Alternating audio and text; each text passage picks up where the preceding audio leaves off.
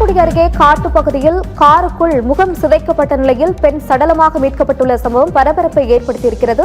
கூடுதல் விவரங்களோடு இணைகிறார் செய்தியாளர் பாஸ்கரவேலு. பாஸ்கரவேலு, வணக்கம். விவரங்கள். வணக்கம் நிகிதா.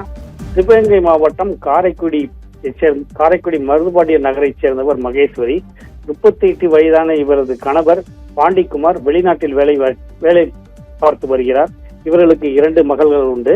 ஒரு மூத்த மகள் மருத்துவ படிப்புக்காக வெளிநாட்டில் படித்து வருகிறார். 2வது மகள் 10ஆம் வகுப்பு படித்து வருகிறார். இந்நிலையில இந்த காலையில தனக்கு சொந்தமான காரில நில விற்பனை தொடர்பாக ஆவுடையார் பொய்கை பகுதிக்கு காரில் சென்றுள்ளார் மகேஸ்வரி. போனவர் வீடு திரும்பவில்லை என்று கூறப்படுகிறது.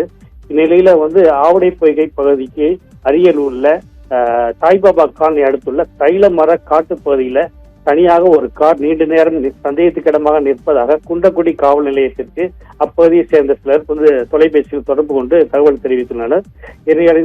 இதனையடுத்து சம்பவ இடத்துக்கு வந்த குன்றக்குடி காவல் நிலைய போலீசார் காரில் சோதனையிட்ட போது காரில் பின்னிருக்கையில் முகம் சிதைக்கப்பட்ட நிலையில் ஒரு பெண் உயிரிழந்து கிடந்தார். தொடர்ந்து விசாரணையில் அவர் தான் மகேஸ்வரி என்று தெரிய வந்தது.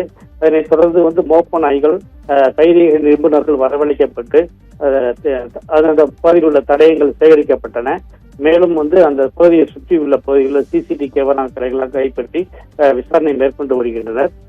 மேலும் தேவகோட்டை துணை காவல் கண்காணிப்பாளர் கௌதம் சம்பவ இடத்தில் பார்வையிட்டு 2 தனிப்படைகளை அமைத்து குற்றவாளிகளை உடனடியாக கைது செய்து பிடிக்க நடவடிக்கை எடுத்துள்ளார். காரைக்குடி காட்டுப்பகுதியிலிருந்து கார்ல ஒரு பெண் மர்மமான முறையில படுகொலை செய்யப்பட்ட சம்பவம் பெரும் பரபரப்பை ஏற்படுத்தியுள்ளது. நிகிதா.